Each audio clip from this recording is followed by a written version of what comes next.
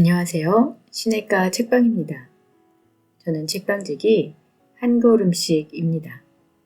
오늘은 현승원님의 믿음 주는 부모, 자존감 높은 아이라는 책을 들고 왔습니다. 이 책은 오랜 시간 학생, 부모들과 지지고 볶으면서 진짜 중요한 것은 국영수 과목이 아니라는 것을 절실히 느끼고 좋은 성적에도 불구하고 행복하게 살지 못하는 아이들을 무수히 보면서 어릴 적 부모의 역할이 정말 중요하다는 것을 뼈저리기에 느꼈기 때문에 독자들과 함께 부모가 아이를 기르며 마음에 꼭 새겼으면 하는 7가지 이야기를 나누려고 저자가 쓴 책입니다. 현승원님은요, 온 오프라인 블렌디드 지식 공유 플랫폼 기업 디쉐어의 창업자이자 대표이사고요. 대한민국 중고등학생이라면 누구나 알고 있는 영어 교육 브랜드 3J 에듀의 대표 강사이기도 합니다. 하지만 학생들에게는 영어 선생님 존쌤이라는 애칭으로 더 많이 불립니다. 학창시절 공부를 잘한 적이 없고 특출난 재능도 없는 평범한 아이였는데 하지만 자존감 하나만큼은 누구 못지 않았다고 합니다. 창업 8년 만에 연 매출 720억 원의 교육 기업을 일궈내고 사업을 하는 동안 숱하게 찾아온 위기에도 좌절하지 않을 수 있었던 이유, 그것은 바로 부모님께 받은 밑도 끝도 없는 미친 자존감 덕분이라고 주저없이 말합니다. 그리고 틈날 때마다 부모와 자녀 간의 신뢰 형성이 어떤 기적을 낳을 수 있는지 전하고 있습니다. 어떻게 하면 더 많은 학생들이 더 좋은 강의를 듣고 성적을 올릴 수 있을까라는 고민에서 시작한 그의 강의는 현재 7개의 계열 브랜드와 75개의 직영 지점을 거느린 규모로 급성장했습니다. 3J 에듀는 오프라인 국내 최다 유료 수강생 수를 자랑하며 2015년 한국경제신문 주간 한국소비자 만족지수 1위, 2016년에서 18년 중앙일보 주간 대한민국 교육 브랜드 3년 연속 대상을 수상했습니다. 또한 배움이 필요한 곳에 도움을 주고자 임직원들과 함께 월드비전, 컴패션, 기아 대책 등의 NGO 단체를 통해서 매월 약 2,000여 명의 아동들을 결연하여 후원하고 있다고 합니다. 목차를 보면요. 프롤로그, 부모의 관점이 달라져야 아이의 성공이 시작됩니다. 1강, 내 아이를 위한 미친 자존감. 2강, 자녀가 돈 없이 살기를 바란다면. 3강, 정직이 삶의 그릇을 키운다. 4강, 꿈, 아이의 장점을 자극하라. 5강, 왜 어렸을 때 책을 읽지 않았을까? 6강, 배려하는 겸손한 아이로 키워라. 7강, 나눔의 행복을 유산으로 물려주라. 에필로그, 부모가 믿고 지지해주면 아이는 절대 포기하지 않습니다. 로 되어 있습니다. 오늘은 이 책의 4강까지 정리해드리도록 하겠습니다. 1강, 내 아이를 위한 미친 자존감. 저자가 학생들에게 강연을 할 때마다 항상 강조하는 게 있다고 합니다. 여러분, 성적이 낮을수록 오히려 자신감을 가져야 합니다. 현재의 성적을 보고 한숨 짓지 말고 앞으로 성취할 성적을 상상하며 자존감을 높여야 합니다. 저자가 자신감을 가져야 한다, 자존감을 높여야 한다고 말하면 어깨가 축 처져 있던 아이들이 고개를 들어 저자를 뚫어져라 바라본다고 합니다. 여러분 스스로 자신을 사랑하는 마음이 없는 상태에서는 어떤 기적도 일어나지 않습니다. 뒤처진 성적을 올릴 수 있다고 스스로 확신하지 못한다면 실제로 성적을 올리기 힘듭니다. 성적을 올릴 수 있다는 믿음부터 가져야 합니다. 라고 말한다고 합니다. 정말 그럴까 싶기는 하겠지만 이 말이 아이들에게 희망을 심어준다는 것만은 확실합니다. 칠판 앞에서 보면 아이들의 표정부터 바뀌는 게 확연히 느껴진다고 하네요. 믿음을 가지면 실제로 성적을 올릴 수 있다는 말은 결코 사탕발림이 아니라 오랜 시간 현장을 뛰면서 수없이 경험한 팩트라고 합니다. 아무리 열심히 공부해도 공부한 만큼 성적이 오르지 않는 친구들이 정말 많은데요. 공부 방법이 잘못됐기 때문이 아니라 자신이 없기 때문이라고 하네요. 스스로 확신하지 못하는 공부는 절대 성적 향상으로 이어지지 않는다고 합니다. 그래서 부모님께 가장 먼저 강조하는 것이 성적이 나쁠수록 더 칭찬이 필요합니다. 아이의 자존감부터 높여야 합니다. 라고 말한다고 합니다. 현승원 님은요. 어렸을 때부터 공부를 잘하거나 특출한 능력을 갖지는 못했었지만 본인이 존귀하고 귀한 사람이라는 것을 정말 잘 깨달았다고 합니다. 그래서 자존감이 아주 높았다고 하네요. 그 이유는 부모님께서 오랫동안 기다리시면서 어렵게 자녀를 얻어서 자신을 정말 귀하게 여겨주시고 하나님이 자신을 사랑한다는 것을 알았기 때문에 너무나도 자신감이 있었다고 합니다.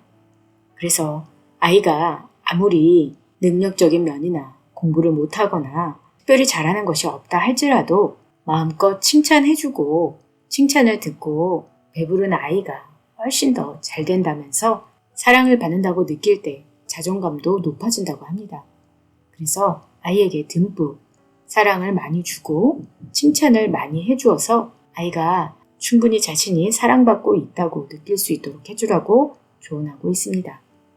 내가 사랑받고 있구나 라고 느낄 때 아이의 자존감은 한없이 높아집니다. 그러면 공부를 못해도 기죽을 일이 없습니다. 저자의 부모님은 학교 성적이나 공부 때문에 뭐라고 하신 적이 없다고 합니다. 자존감이 무너지지 않기에 현실이 힘들고 어려워도 다시 일어설 힘을 낼 수가 있다고 했습니다. 내가 귀한 사람이라는 스스로 자신을 아껴야 한다는 생각이 들기에 나쁜 짓의 유혹에 귀가 솔깃한 술가들이 찾아와도 휩쓸리지 않았다고 합니다. 학교 성적이 낮아도 스스로 생각하기에 잘난 점이 없어 우울해질 때도 너는 하나님이 선택하신 왕같은 사람이야 라는 말을 무조건 믿었다고 합니다. 중학교에 올라가 학업 성적으로 스트레스를 받기 시작할 때부터는 매일 아침 거울을 보고 나는 하나님의 존귀한 자녀다 라고 자신을 다독였다고 하네요. 놀랍게도 그 작은 행동이 있는 그대로의 자신을 받아들이게 도와주었다고 했습니다. 그러면서 자신감과 자존감은 다르다고 얘기하는데요.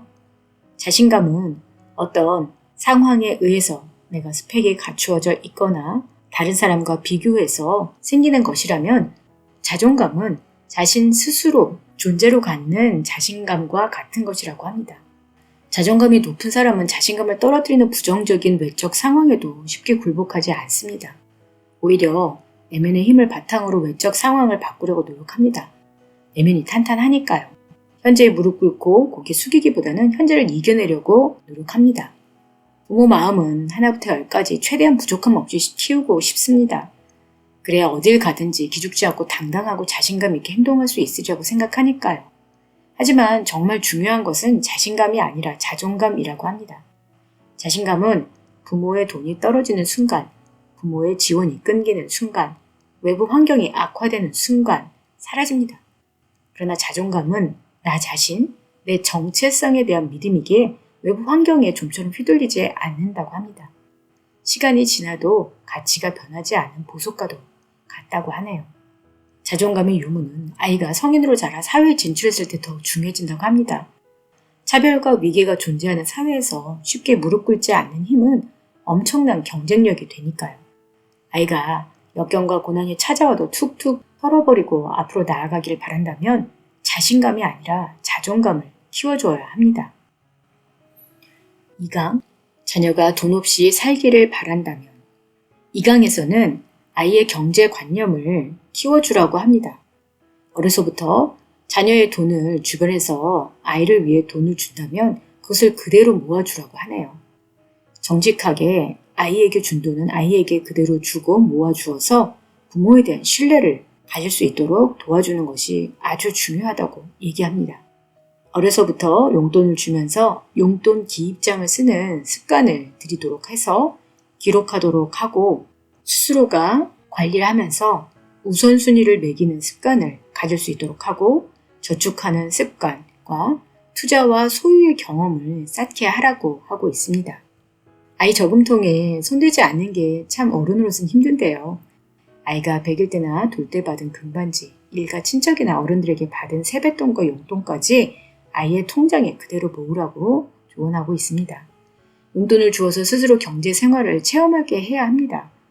용돈 기입장을 제대로 쓰고 있는지 주기별로 확인을 해야 하고요. 그 대신 너무 지나친 간섭은 하지 말아야 하는데요. 주어진 용돈 안에서 지출했다면 어쨌든 돈을 어디에 쓸지 결정하는 건 아이의 몫이기 때문입니다. 잘못된 소비가 불러올 이후의 고달픔까지도 아이가 경험할 수 있도록 그대로 두는 것이 필요하다고 합니다.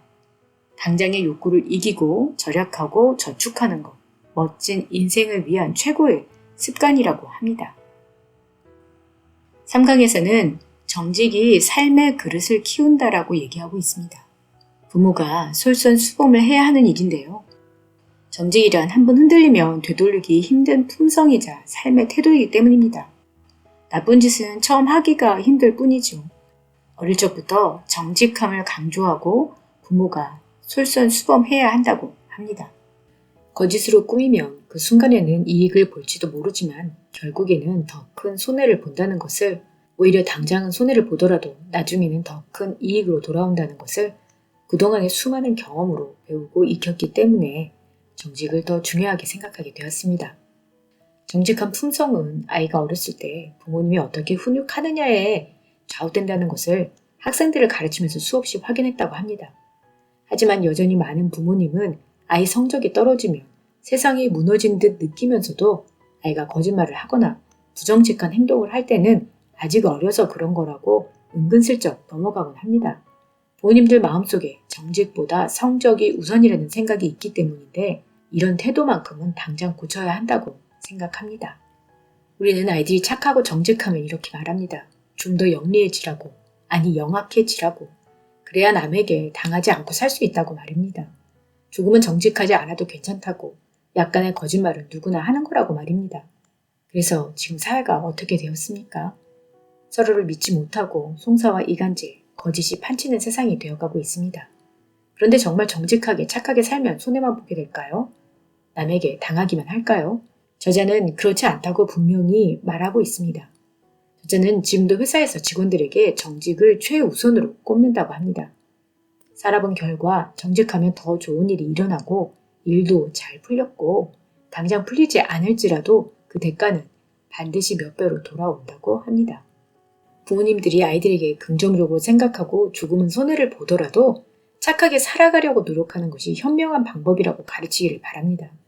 세상을 비판적으로 영악하게 바라보고 얕게 행동하는 게 결국에는 손해가 된다고 가르치기를 바랍니다.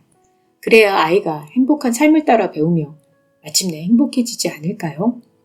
그래도 의문이 드신다면 다른 관점에서 생각해 볼 수도 있습니다. 예를 들어 영악한 삶은 당장의 작은 이익을 가져다 줄 수는 있지만 눈앞의 이익만 줬다 보면 행동 반경이 좁아질 수밖에 없습니다. 그러면 어떻게 될까요? 결국에는 도전하지 않게 됩니다. 영악하게 살라는 것은 바꿔 말하면 이것 하지 말고 저것 하지 마 하는 로드맵 아닌가요? 아이에게 익숙한 길, 편한 방법만 찾으라고 하는 것과 똑같은 이야기입니다. 과연 익숙하고 편한 길에서 성공과 행복을 만날 수 있을까요? 점진적인 발전으로 만족한다면 모르겠지만 세상에 깜짝 놀랄 만한 성과를 이뤄내기 위해서는 비판적이고 영악한 사고보다 넓은 시야와 긍정적인 사고가 필요합니다. 많은 성공한 사람들이 긍정적인 사고의 중요성을 강조하는 것도 이 때문입니다. 힘들고 각박한 세상일수록, 그래서 모두가 영악하게 살아가야 한다고 말하는 세상일수록 더 정직하게 살아가는 게 정답이라고 아이에게 가르쳐야 합니다. 저자는 부모님께 그렇게 배웠고 그렇게 살려고 노력했다고 합니다. 아이들이 어려서 거짓말을 잘 하기도 하는데요. 하지만 의도적인 거짓말은 반드시 혼을 내어서 그냥 넘어가지 않도록 그것이 잘못이라는 걸 깨닫고 다시는 거짓말을 하지 않도록 정직하도록 가르쳐야 한다고 합니다. 하지만 아이에게 물어보면서 무작정 혼을 내는 게 아니라 아이가 왜 거짓말을 하게 됐는지 이해해야 할 때도 있다고 하네요. 감정은 받아주되 잘못된 행동은 고쳐주어야 한다고 얘기하고 있습니다. 정직이 최고의 정책이라는 것을 계속 강조하고 있습니다. 아이의 행복을 바란다면 정직을 물려주라고 이야기하고 있습니다.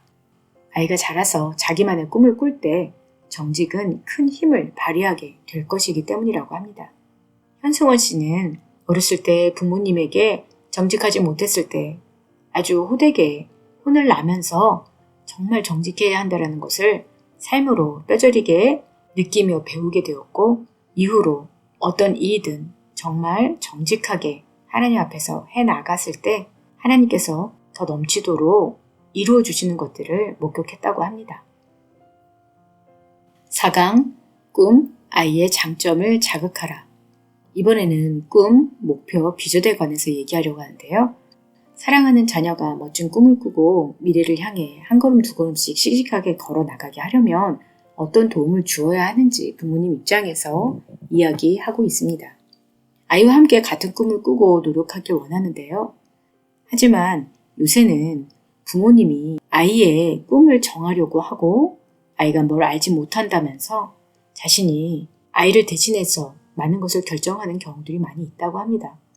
그런데 그런 부모님이 중심을 잡지 못하고 계속해서 흔들리고 정책이 바뀔 때마다 예를 들어 아이가 이번 시험에서 대입에 있어 선택해야 되는 과목들 중에 어떤 과목이 점수가 적게 나온다면 다음 시험 볼 때는 그 과목을 바꿔버린다든가 이렇듯이 상황에 대해서 시험 성적이 나올 때마다 아이의 미래가 확확 바뀌는 것이나 마찬가지입니다. 이제껏 힘들게 공부하던 여러 공부들을 포기하고 다른 과목들을 준비해 나가는 것은 쉽지 않은 일인데 그것을 부모님들이 결정하는 경우도 있다는 것이죠. 이처럼 부모부터 흔들리면 아이는 자신의 꿈과 목표를 정할 수가 없게 됩니다. 심리적으로 늘 불안정하기 때문에 마음속으로는 원망하면서도 결국에는 부모님의 품으로 숨어들게 됩니다. 원망과 의존이라는 악순환이 발생하게 되는 것이죠. 부모님들은 우리 애는 나 아니면 안 된다고 푸념하면서도 다 큰 아이를 끌어안고 살게 되는 일들이 벌어지게 됩니다. 불안정한 부모 밑에서 자란 아이는 심리적으로 불안정할 수밖에 없습니다. 어쩌면 모든 문제는 아이 탓이 아니라 부모 탓일지도 모릅니다. 부모의 불안정이 아이에게 문제를 가져오게 되는 것입니다. 아이와 먼저 머리를 맞대고 서로의 생각을 나누어야 하고 꿈은 계속 바뀔 수가 있는데 짧은 목표를 먼저 세워나가고 아이의 꿈을 지지해 주는 것이 중요하다고 얘기하고 있습니다. 요새는 대부분 많은 아이들이 꿈이 없다고 하는 경우도 많이 있다고 하는데요. 아이가 무엇에 관심이 있는지 그것을 들여다 보아야 하겠지만 인정받고 싶다는 욕구를 자극해 주는 것도 중요하다고 이야기하고 있습니다.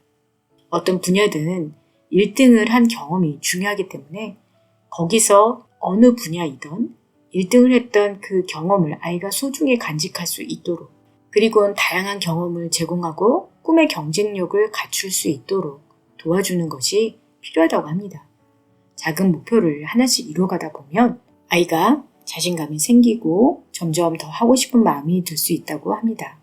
그러나 이렇게 아이를 키워나가는 데 있어서 경제적으로 모든 것을 다 서포트하기보다는 재정 형편에 맞게 부모의 삶이 가능하도록 일정한 포션을 정해놓고 그렇게 지원을 해야지 모든 것을 아이에게 쏟아붓는 것은 바람직하지 않다고 저자는 제안하고 있습니다. 좋은 방법으로 집 가운을 정해보라고도 제안을 하는데요. 가운을 정하고 그에 담긴 가치를 공유하는 거죠. 부모와 아이가 함께 같은 꿈을 꾸고 노력하게 될 수 있도록 말이죠.